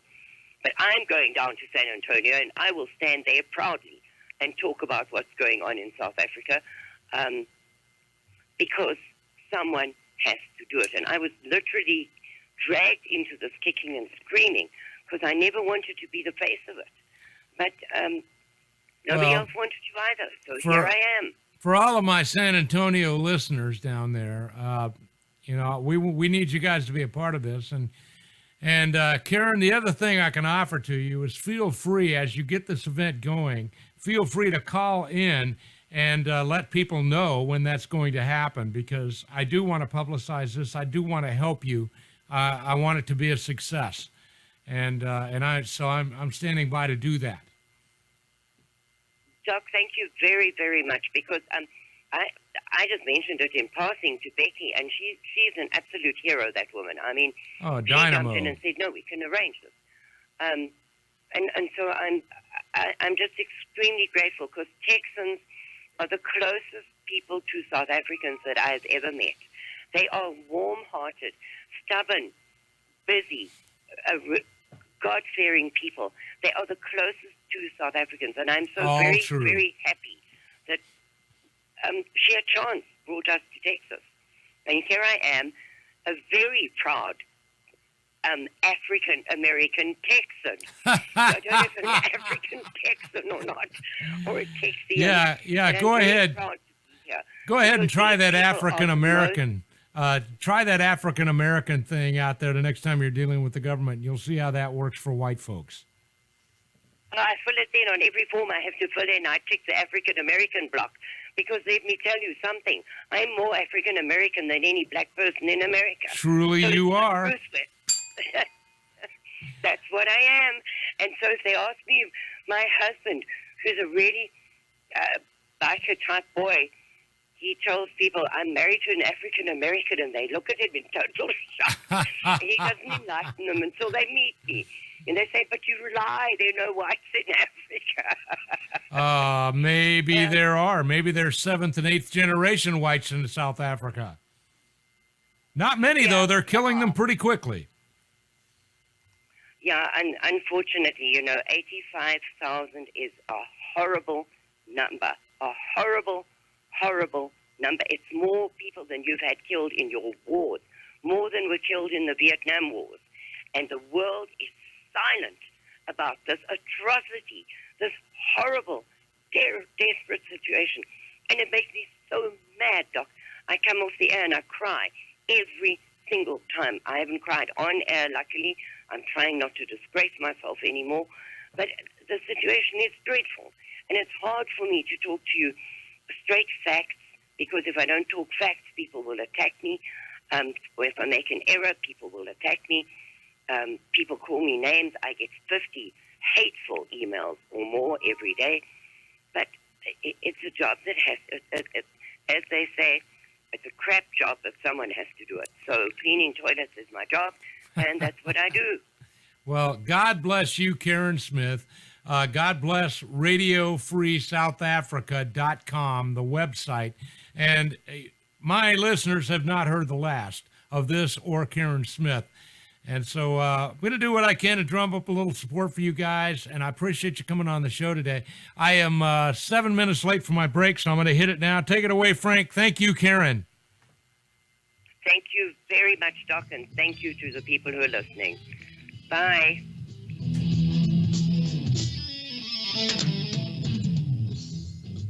The amazing Doc Greene Show is on the air.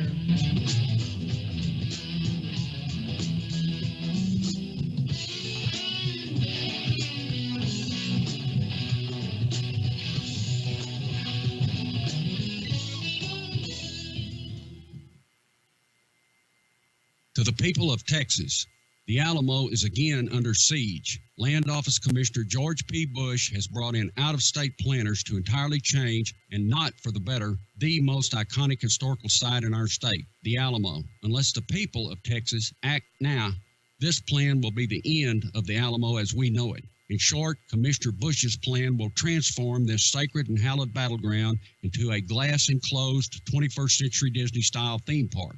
What's more, the world-famous 1836 battle is no longer to be the focus of the site. Even the very name is to be changed. It is to be known as the San Antonio de Valera Mission, not the Alamo. We cannot allow a second tragedy to befall the Alamo.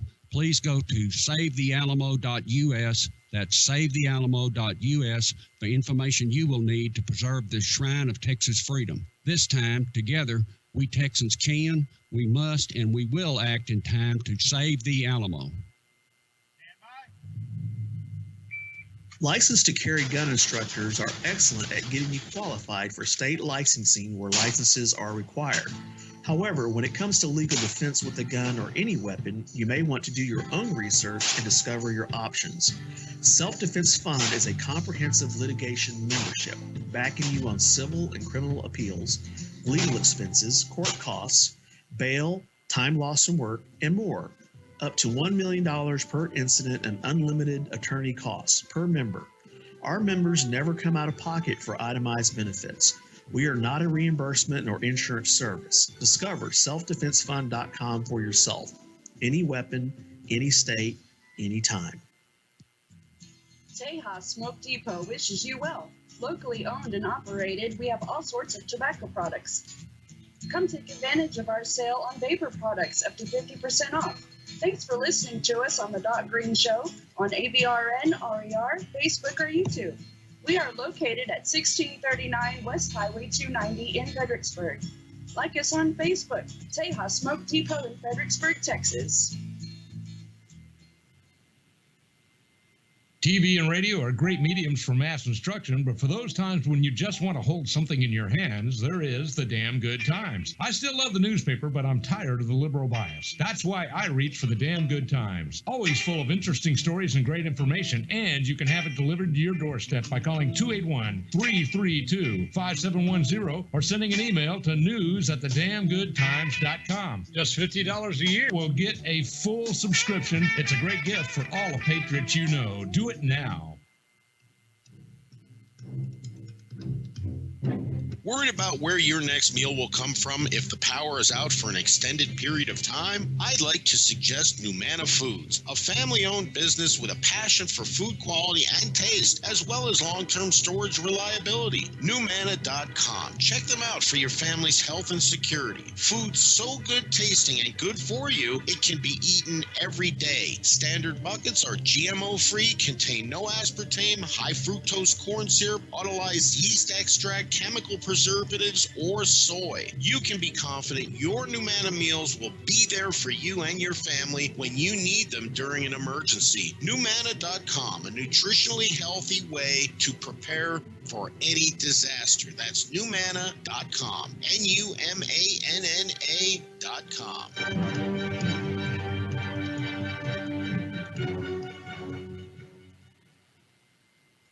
Do you need to grow your sales and expand your business?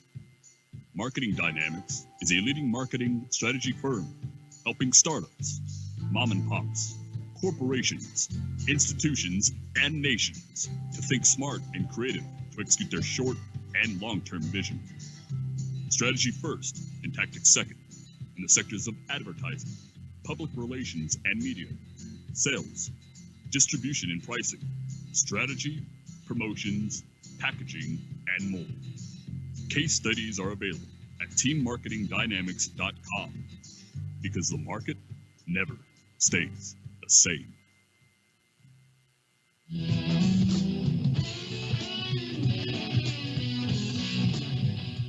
The doctor is in. The doctor is in. God bless you guys. Appreciate you being on the show today. Got Barry in there. He said, oh boy, more Muslims. Yeah, they're bringing in Muslims in droves. And once again, you see, it's easy to come here if you're an illegal alien. It's easy to come here if you don't speak the language and you want to slip in across the border. It's easy to come here if you're a Muslim and you're coming here to destroy this country. It is difficult to come here if you are bringing real skills and things that we require and need to this country. That is the difference, guys. And it's just not acceptable at all, but it's the truth. It's the way that it is.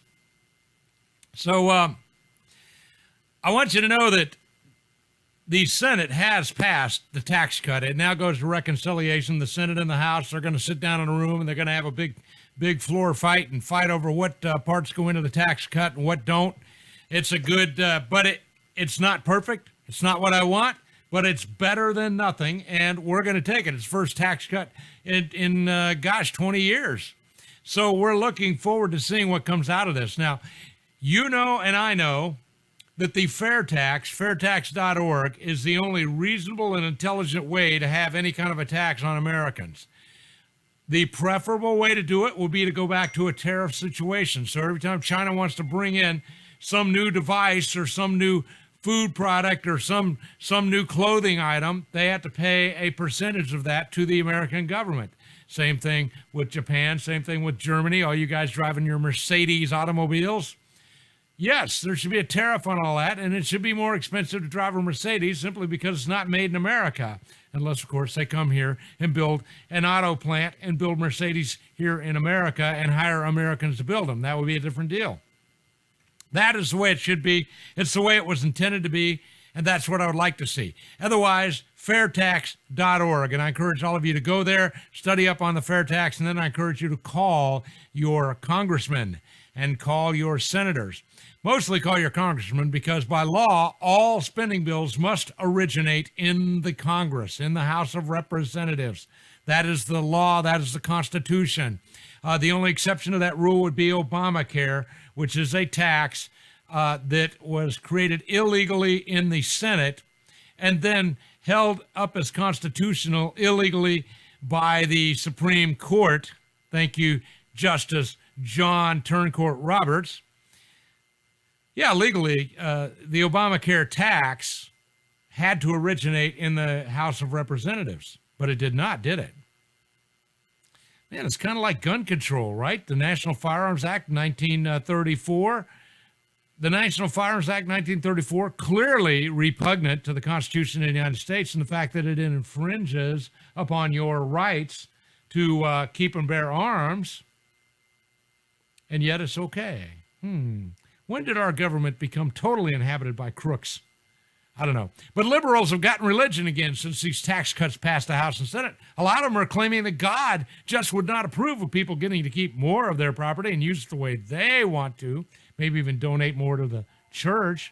Yeah, they don't want people to get a tax deduction for people that want to donate through charitable channels. Now, it's okay to oppose a tax bill that lets people keep more of their money by misquoting the Bible. Yeah, well, that's what liberals do.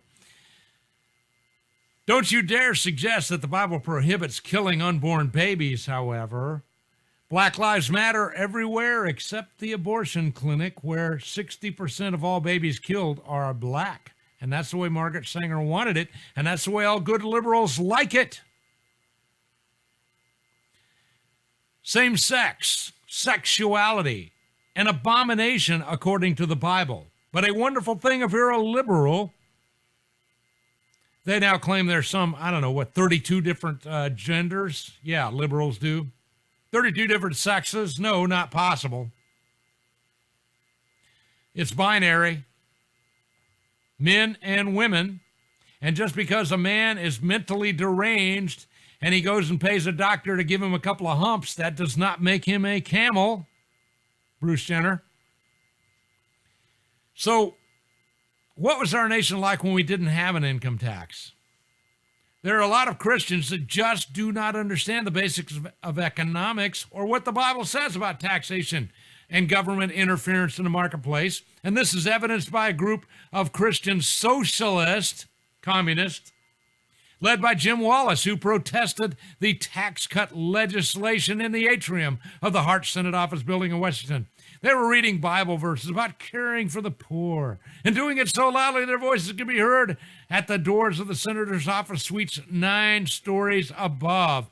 At one point in the demonstration, one of these satanic priestesses declared, "Senator, we have put you on notice. Your souls are in mortal danger. This is your final warning." If any single one of these liberal theologians really believed in the final judgment, which of course they do not, one of them read from Isaiah, said, "You're a city full of murderers." Well, were they talking about the Democrats that want to kill more babies? They were right on one point. The city is full of murderers. It's a city where the killing of the unborn is public policy supported by tax dollars. But these so-called religious leaders weren't there to protest killing babies. Planned Parenthood only a mile down the road, and Jim Wallace, he wasn't taking his folks down there. The protesters also failed to note that in Isaiah chapter 1, there's an indictment against government fraud, against government oppression, against government theft. How the faithful city has become a harlot, she who was full of justice. Righteousness once lodged in her, but now murderers.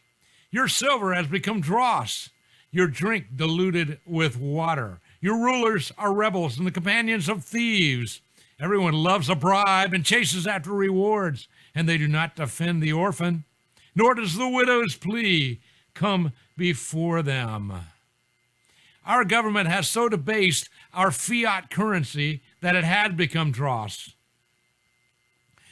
And for those of you that don't know what that means, because the education system is utterly destroyed now, that is a residue from refining gold. It's the bad stuff that they take off, dross, D-R-O-S-S. Lobbyists bribe elected officials to protect their individual interest, and politicians apparently are more interested in power, prestige, and financial rewards than serving the people who elected them. And who's most hurt by these policies? The least of these, the widows, the orphans. Not because people aren't taxed enough, but because government policies contribute to creating the poor. How many widows have been forced to leave their home that Dad built? Dad built that house for Mom and the kids, and then Dad worked himself into an early grave trying to pay taxes and died at the age of 63, 2 years before he was able to collect a dime of Social Security. That was his money that he paid in. And then, does Mom get his money that the government stole from him? Oh, no. Mom gets to choose. Well, Mom, you can have your money that you paid in when you were working, or you can have your husband's money that he paid in while he was working, but you cannot have both, because half of it belongs to the godless government that you elected, the servants of the public. As Daniel Brigman so brilliantly put it in his book, Forever 1776, these servants should be viewed as exactly that. They should be viewed as ants that are there to serve you. And Daniel Brigman said it's time to put the ants back in their place. But the people that are hurt most by these taxes are those that can least afford it, and they are frequently the widow and the orphan.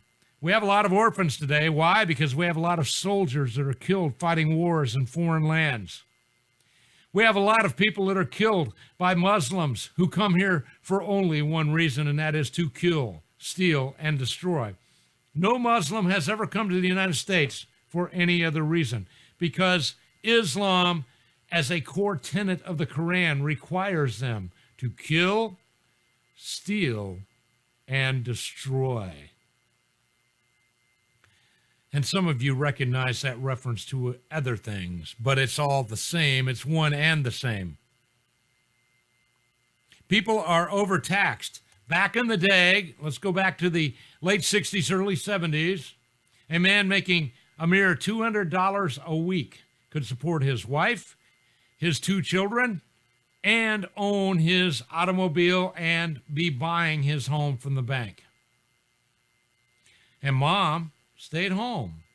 Mom raised the kids. When the kids got old enough to go to school, Mom would get up early every morning and make them nice lunches. Yeah, probably bologna or ham sandwiches, maybe even PB&J. But Mom would get up and do that every morning for her kids that she loves so much.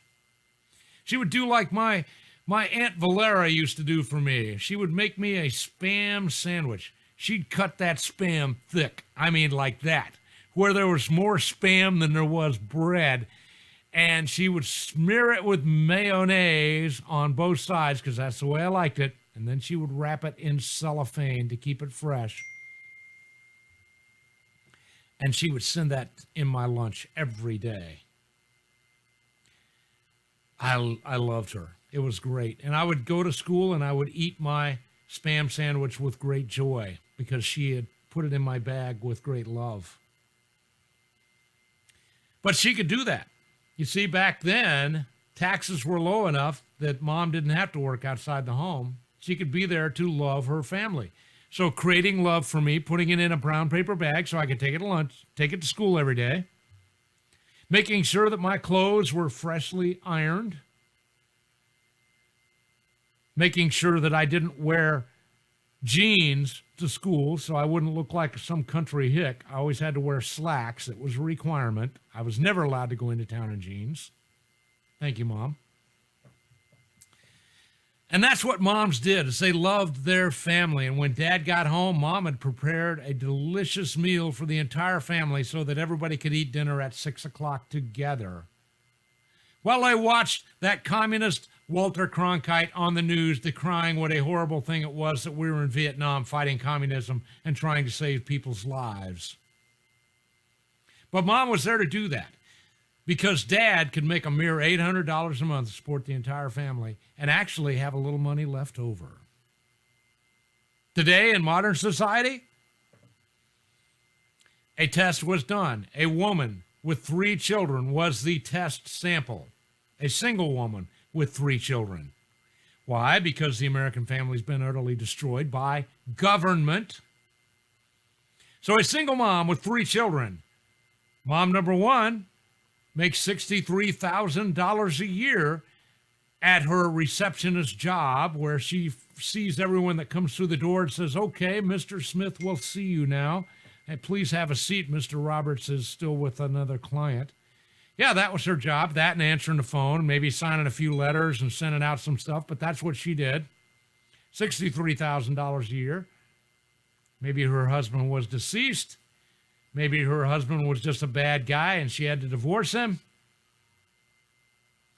But single mom working that job, $63,000 a year. And at the other comparison, we have a single mom, 3 children, no job, getting Section 8 housing assistance for $1,200 a month, getting free food with her EBT card or her Lone Star card if you're here in Texas, getting any number of other freebies as well, things you get when you are single and unemployed with lots of kids. And at the end of the year, they determined that the woman who was working a 50-hour week, making $63,000 a year, had a deficit of $3,000 spendable dollars compared to the woman who was on welfare. That's right, the woman who was on the government dole did not work for a living, stayed home every day all the time with her kids. That's admirable. But she actually had $3,000 a year more money to go spend on drugs, alcohol, and maybe a new dress once in a while. What is wrong with this picture? The sign says, don't feed the animals. Why? Because the animals become dependent and they forget how to forage. They lose their way in life.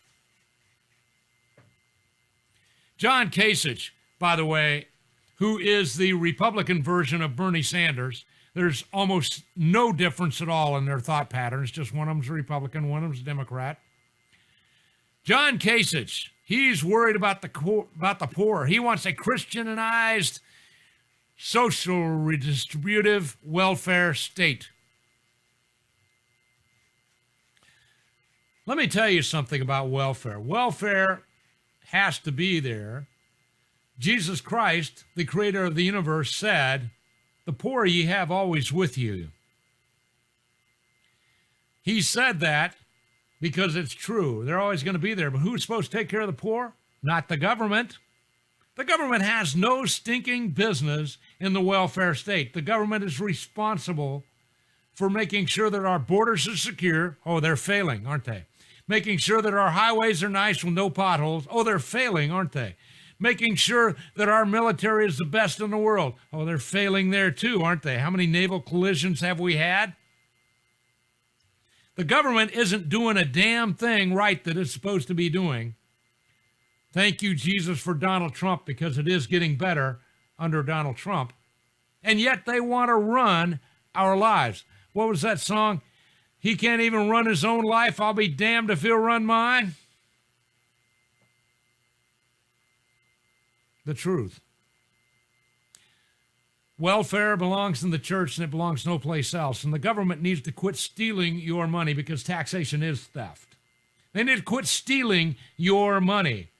And then you need to take your tithe into the church. That's right, 10% of what you make before taxes, you take that into the church and you hand that over into the collection plate because that's your duty to God. That's your reasonable sacrifice to God, is to give him back 10% of the money he gave you. And now the church is flush with cash, and the church can embark upon the welfare programs that it was designed to operate in the first place and get the government completely the hell out of welfare. This, my friends, is what needs to happen. Thank you guys so much. Oh, yeah, I see in the chat room. Yeah, I had bologna, ham and cheese. Yeah, all of that good stuff. God bless you guys. Going to be back tomorrow. Tomorrow is Freedom Friday. My buddy Barry will be here, and he's got some great tunes stored up for you. See you tomorrow. Take it away, Frank.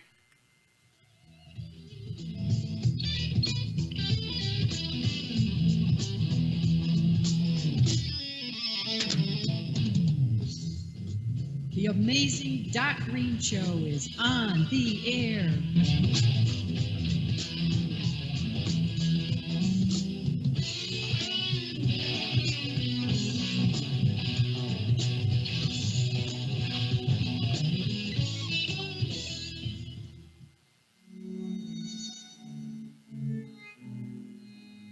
The political, religious, and medical views presented on various shows heard on American Voice Radio Network are not necessarily the views held by the management of American Voice Radio and are not presented as an endorsement by this network. All statements heard on American Voice Radio are the sole responsibility and opinion of those who speak the particular statement.